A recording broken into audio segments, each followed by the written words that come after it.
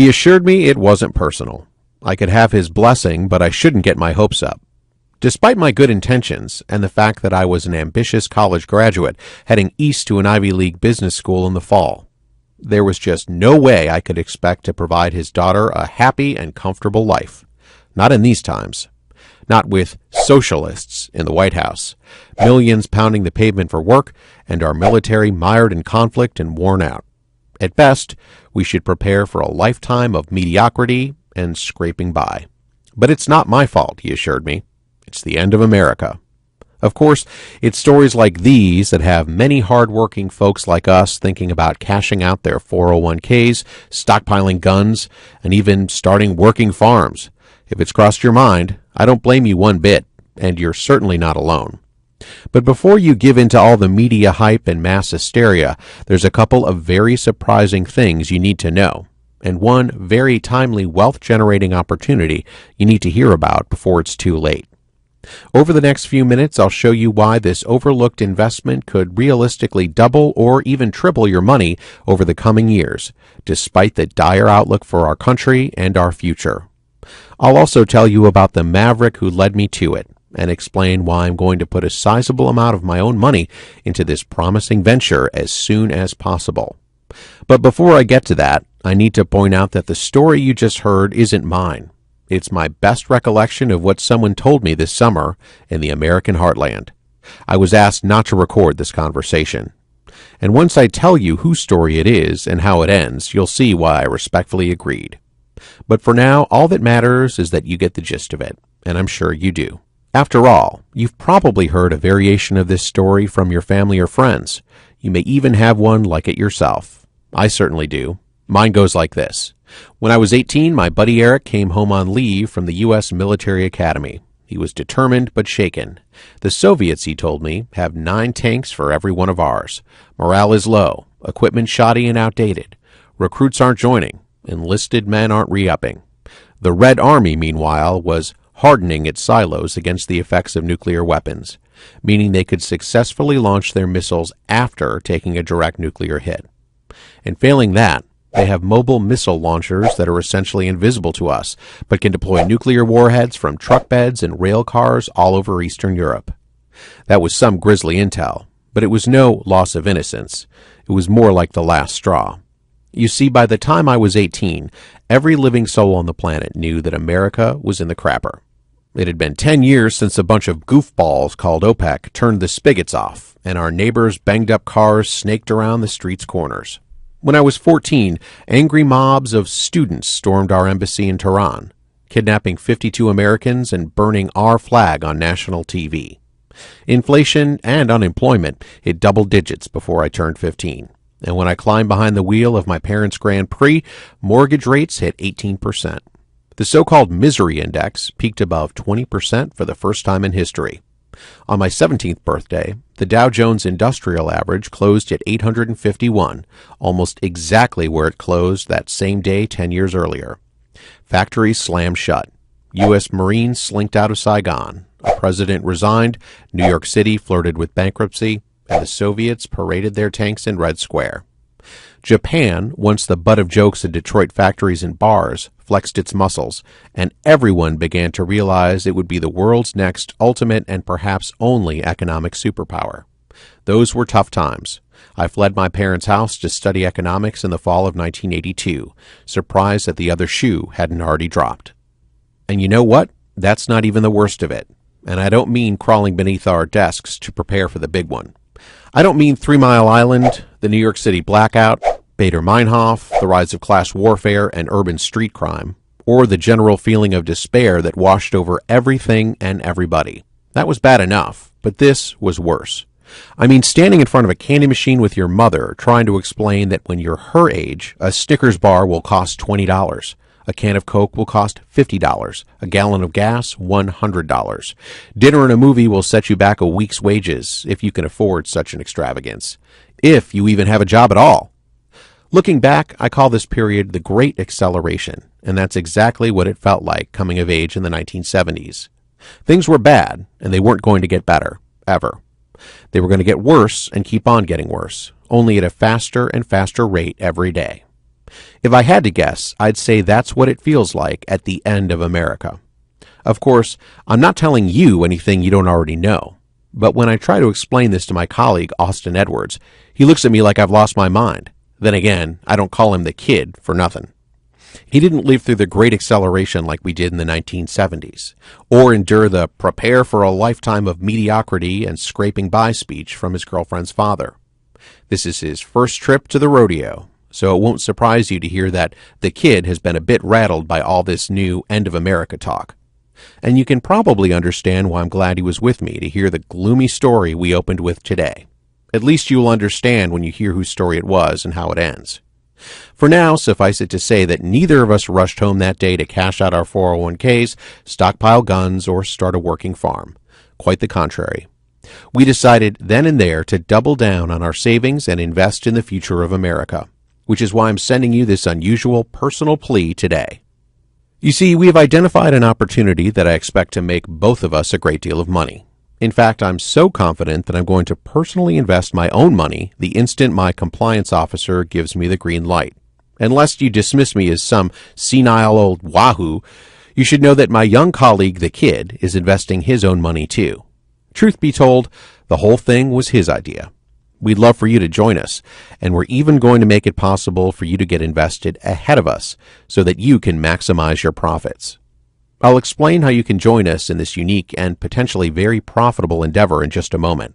But before I do, I want to share a few details about this remarkable opportunity and explain exactly what has us so eager to get invested right away.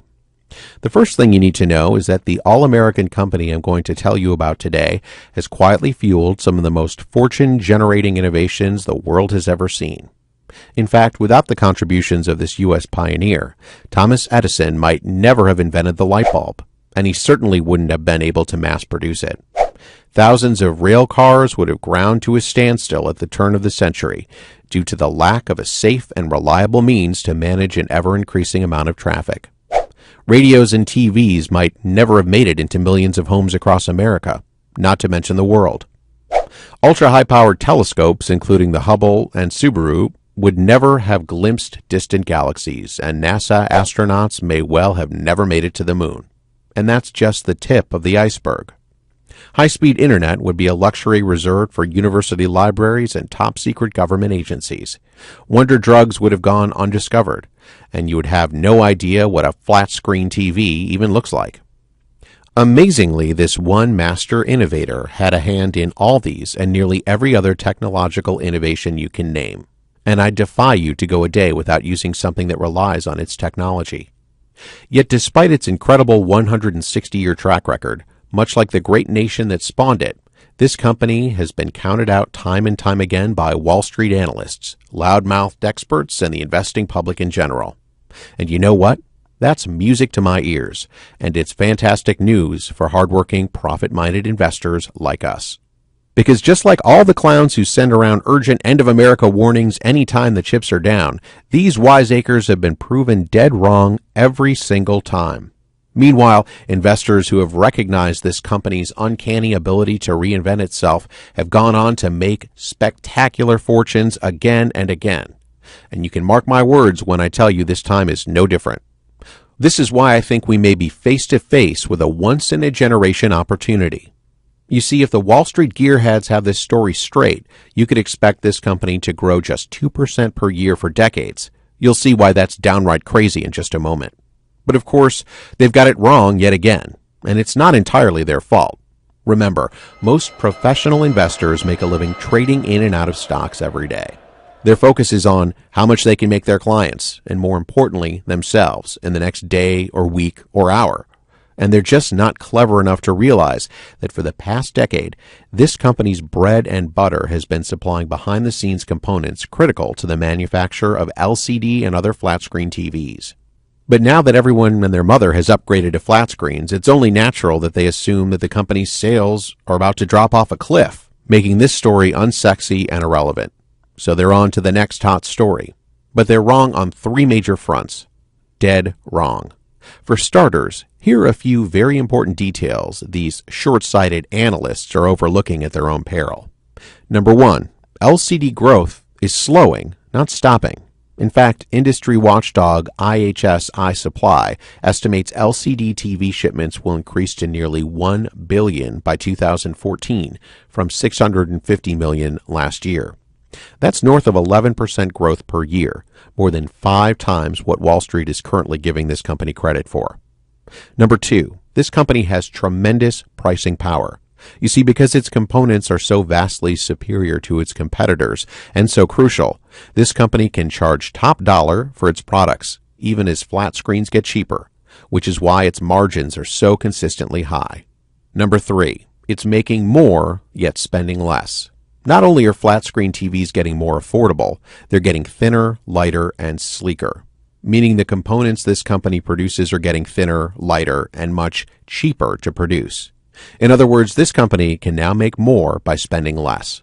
Couple that with the fact that this remarkable all-American innovator just came off one of its strongest years in history, with over $7.8 billion in sales over the past 12 months, is on track to grow its top line to $10 billion and its free cash flow to $7 billion by 2014, has a fortress balance sheet with nearly $6 billion in cash and negligible debt, is run by a forward-thinking, shareholder-friendly CEO with nearly 3 decades at the company, and just hiked its dividend by 50% and now sports a solid 2.1% yield, and you'll begin to see why my colleague, the Kid, and I are so eager to get invested. Intrigued? I bet you are. But hold on to that thought, because we haven't even discussed the hidden catalyst that's poised to drive this all-American company much higher. Namely, that the company has developed yet another revolutionary new product with sales realistically projected to grow 700% between 2010 and 2014. I'll give you all the details on this game-changing new product in just a moment, but by now, you're probably wondering, is right now the time to be buying stocks? Seriously, right now, with all the negativity and volatility in the market, with the economy on the brink of a double-dip recession, Europe on the ropes, and the end of America barreling down on us? To put those concerns in context, let me tell you what became of the college graduate who headed east to make his fortune, claim his young bride, and prove his future father-in-law wrong. In fact, he did marry his young girlfriend. They did not, however, endure a life of mediocrity and scraping by as predicted. Quite the contrary. You see, over the next 60 years, he methodically turned a measly $100 investment into one of the greatest fortunes in history. But he didn't do it by hoarding silver and gold, stockpiling guns, or starting a working farm. And he certainly didn't build his fortune by shorting American ingenuity and fretting over his father-in-law's warning about the end of America. Instead, he amassed a stockpile of wealth, totaling more than $39 billion, by methodically identifying America's best companies, investing his own personal capital in them, and riding their coattails to unthinkable wealth. You probably realize I'm talking about Warren Buffett, the world's greatest investor and second richest man. And it was Buffett who shared his story with us at his annual stockholders meeting in Omaha this past summer.